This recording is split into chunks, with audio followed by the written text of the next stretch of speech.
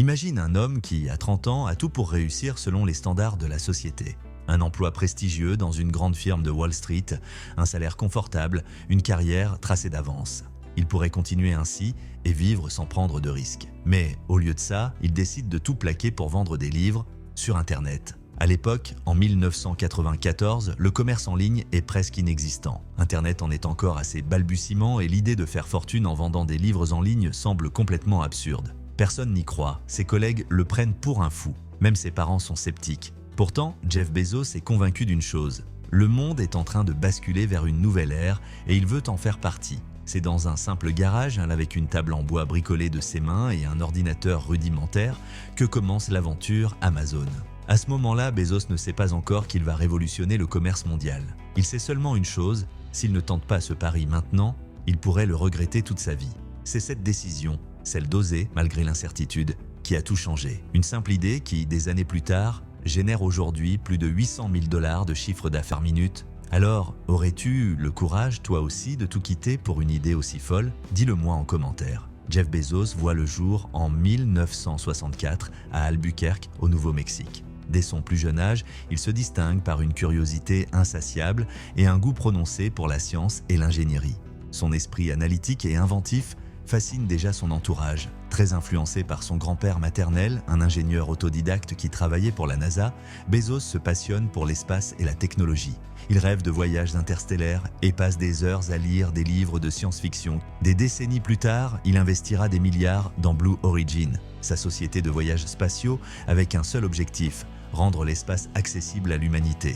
Mais avant cela, Bezos suit un parcours académique exemplaire. Il excelle en mathématiques et en informatique, et après le lycée, il intègre Princeton, l'une des universités les plus prestigieuses au monde. Il en ressort diplômé en ingénierie électrique et en informatique, avec une ambition claire, réaliser quelque chose de grand. Il commence sa carrière à Wall Street, où il travaille pour plusieurs grandes firmes de finance et de gestion d'investissement. À seulement 30 ans, il occupe un poste bien rémunéré dans une banque d'investissement de renom. Sa carrière semble toute tracée, mais en lui, une idée germe. Il sent que le monde est en train de changer et il veut en faire partie. Un jour, il tombe sur une statistique qui va bouleverser sa vie. Internet croît de 2300% par an. Cette donnée agit comme un véritable déclic. Il comprend instantanément que le web est une révolution en marche et que ceux qui sauront l'exploiter dès maintenant seront les leaders de demain. C'est alors qu'il prend une décision qui semble insensée aux yeux de son entourage. Tout quitter pour se lancer dans un projet entrepreneurial lié à cette nouvelle technologie encore balbutiante. À une époque où Internet est un outil marginal, il entrevoit déjà son immense potentiel commercial. Son choix est fait. Il ne sera pas un simple spectateur de cette révolution. Il veut être un pionnier. L'année 1994 marque un tournant décisif dans la vie de Jeff Bezos. À Wall Street, il mène une carrière brillante avec un salaire confortable. Mais quelque chose le hante, l'explosion d'Internet. Il sait que le web est en train de devenir une révolution et qu'il offre des opportunités immenses pour ceux qui sauront les saisir. Plutôt que de rester un simple spectateur de cette transformation, Bezos décide d'agir. Il dresse une liste de 20 catégories potentielles, allant des vêtements à l'électronique, mais son choix se porte finalement sur les livres. Pourquoi? Les livres sont faciles à stocker et à expédier. Contrairement à d'autres produits, ils ne nécessitent pas une logistique complexe. Le catalogue est immense. Avec des millions de titres disponibles, il sait qu'il peut offrir une variété inégalée par les librairies physiques. La demande est forte et stable, peu importe la génération ou l'époque, les gens lisent et continueront de lire. Mais choisir une idée et la mettre en œuvre sont deux choses bien différentes. Bezos sait que pour réussir, il doit s'y consacrer à 100%. Il prend alors une décision que beaucoup jugeraient insensée. Il démissionne de son poste prestigieux. Il renonce à une carrière toute tracée, à un salaire à 6 chiffres et à une sécurité financière pour se lancer dans l'inconnu. Avec sa femme Mackenzie, il quitte New York pour Seattle, un choix stratégique. Pourquoi cette ville? Microsoft y est installé, attirant déjà des talents en ingénierie informatique. La fiscalité avantageuse de l'État de Washington permet d'éviter certaines taxes sur la vente à distance. Dès son arrivée, il installe son bureau dans le garage de sa maison et commence à travailler sur Amazon. Mais autour de lui, peu de gens croient en son projet. Ses amis et ses anciens collègues le prennent pour un fou. Pourquoi abandonner une carrière confortable pour vendre des livres sur Internet, un marché encore embryonnaire? Même ses parents sont sceptiques, mais ils croient en leur fils et investissent 300 000 $ dans son entreprise. C'est un pari énorme à une époque où personne ne prend encore le e-commerce au sérieux. Mais Bezos ne doute pas une seconde. Pour lui, ce n'est que le début. Il ne pense pas seulement à une librairie en ligne, il a une vision beaucoup plus grande. Amazon ne sera pas qu'un simple site de vente de livres. Il veut en faire la plus grande boutique du monde. Sans expérience dans le commerce, sans garantie de succès, il se lance avec une détermination inébranlable. Son seul moteur, il est persuadé que l'avenir appartient à ceux qui prennent des risques aujourd'hui. En juillet 1995, Amazon.com voit enfin le jour. Ce n'est encore qu'une petite start-up installée dans un garage avec une poignée d'ordinateurs, quelques étagères et une simple porte en bois qui sert de bureau. Loin d'être une entreprise ultra technologique, c'est une équipe de quelques personnes, dont Bezos lui-même, qui emballe les commandes à la main avant de les expédier dans des cartons. Les débuts sont loin d'être faciles. Chaque commande est une victoire, mais aussi un défi. Dès les premières semaines, les ventes explosent. Il pensait en vendre quelques dizaines de livres par semaine. Mais très vite, c'est plusieurs milliers de commandes qui affluent. Le succès semble au rendez-vous, mais derrière cette croissance rapide se cachent des défis colossaux. Des difficultés à obtenir des stocks. Les éditeurs et fournisseurs ne croient pas encore au e-commerce et refusent parfois de livrer de grandes quantités à Amazon. Résultat, Bezos doit souvent commander les livres un par un, rendant la logistique chaotique. Des problèmes techniques. Le site, conçu avec des moyens rudimentaires, tombe souvent en panne. L'équipe doit corriger les bugs en urgence pour éviter que les clients ne partent ailleurs. Aucun profit pendant des années. Bien que les ventes explosent, Amazon ne génère aucun bénéfice. Tout l'argent est réinvesti dans la croissance, ce qui effraie les investisseurs et complique la levée de fonds. Bezos, loin de s'inquiéter de l'absence de rentabilité immédiate, prend une décision qui va marquer l'ADN d'Amazon. Il mise tout sur la croissance et la satisfaction client. Pour lui, l'argent viendra plus tard, à condition que les clients soient ravis. Il impose alors des principes fondamentaux qui guideront Amazon pendant des décennies. Des prix plus bas que chez les concurrents, quitte à vendre à perte au début. Une expérience client irréprochable, facilité d'achat, service client réactif, livraison rapide, un catalogue sans limite. L'ambition d'Amazon est d'être le plus grand magasin du monde, pas juste une librairie. Cette vision à long terme lui vaut des critiques. Les investisseurs et analystes financiers ne comprennent pas pourquoi il ne cherche pas à dégager des profits immédiatement. Mais Bezos reste inébranlable. Il sait que ceux qui veulent gagner à court terme n'arrivent jamais à bâtir un empire. Si nous faisons ce qui est juste pour les clients, tout le reste suivra. C'est avec cette mentalité que Jeff Bezos va transformer une simple librairie en ligne en la plus grande entreprise de e-commerce de l'histoire. En 1997, seulement 2 ans après son lancement, Amazon entre en bourse. C'est un tournant majeur pour l'entreprise.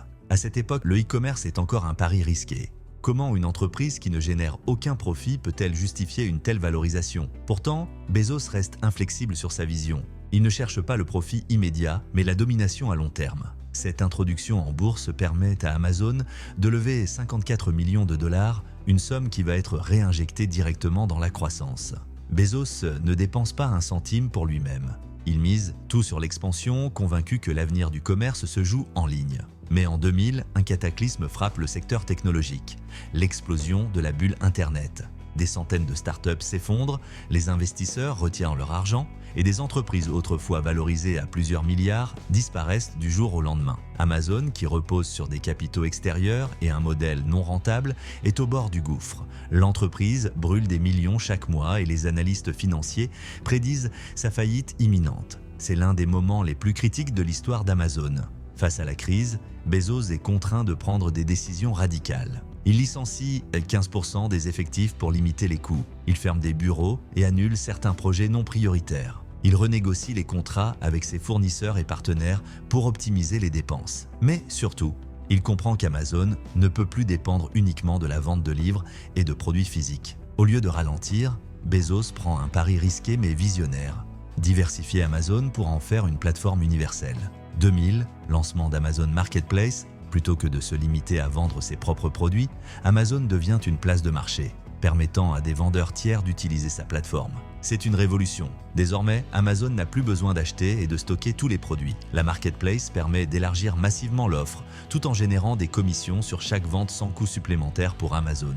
2002, lancement d'Amazon Web Services. Bezos réalise qu'Amazon a développé une infrastructure informatique ultra performante pour gérer son activité e-commerce. Ce qui semblait être une simple extension de l'activité va devenir l'un des piliers de la rentabilité d'Amazon. Aujourd'hui, AWS génère des milliards de dollars chaque année et finance largement les autres projets du groupe. 2005, création d'Amazon Prime. Bezos comprend que la fidélisation des clients est clé. il lance Amazon Prime, un abonnement qui offre une livraison ultra rapide en échange d'un forfait annuel. Un modèle qui transforme complètement le comportement des acheteurs en ligne. Les abonnés Prime dépensent en moyenne 4 fois plus que les clients standards. Ce qui distingue Bezos des autres entrepreneurs, c'est sa capacité à toujours voir plus loin. À chaque étape, il pousse Amazon au-delà de son cœur de métier. D'abord une librairie en ligne, puis une marketplace où tout peut être vendu, ensuite un géant du cloud computing avec AWS. Enfin, un mastodonte de la logistique avec Amazon Prime et ses propres entrepôts. Son mantra, toujours réinvestir dans l'entreprise. Là où d'autres entrepreneurs cherchent à tirer des profits pour eux-mêmes, Bezos remet chaque centime gagné dans la croissance, ce qui permet à Amazon de toujours garder une longueur d'avance sur ses concurrents. Grâce à cette vision long terme et son obsession pour l'innovation, Amazon devient bien plus qu'un simple site de vente en ligne. L'entreprise redéfinit le commerce, la logistique et même le cloud computing, jusqu'à devenir l'un des empires les plus puissants de l'histoire moderne. L'histoire de Jeff Bezos n'est pas qu'un récit de réussite financière. C'est une démonstration de principes universels qui peuvent s'appliquer à n'importe quel projet ambitieux. Voici les leçons majeures à retenir de son parcours. Dès le départ, Bezos a compris que la rentabilité immédiate ne devait pas être une priorité. Il a accepté des années de pertes financières pour asseoir la domination d'Amazon sur le marché. Là où d'autres entreprises cherchent des profits rapides, Bezos a réinvesti chaque dollar gagné dans l'innovation et l'expansion. Résultat, Amazon est devenu un empire inébranlable que ses concurrents peinent à rattraper. Tout le monde rêve de succès, mais peu osent quitter une situation confortable pour poursuivre une vision incertaine. Bezos a abandonné un poste prestigieux et ultra rémunéré à Wall Street pour se lancer dans une aventure risquée. À l'époque, personne ne croyait en l'avenir du e-commerce. Son pari semblait fou, mais il s'est basé sur une donnée clé: la croissance explosive d'Internet. Il ne s'est pas lancé aveuglément, il a su analyser le marché et agi avant tout le monde. Bezos l'a toujours répété, Amazon est une entreprise centrée sur le client. Son objectif n'a jamais été simplement de vendre, mais de créer une expérience d'achat incomparable. Cela s'est traduit par une livraison toujours plus rapide avec Amazon Prime, des prix ultra compétitifs, un service client irréprochable, une plateforme intuitive et optimisée. L'idée clé, plus un client est satisfait, plus il revient. Cette fidélité est l'un des plus grands moteurs de croissance d'Amazon.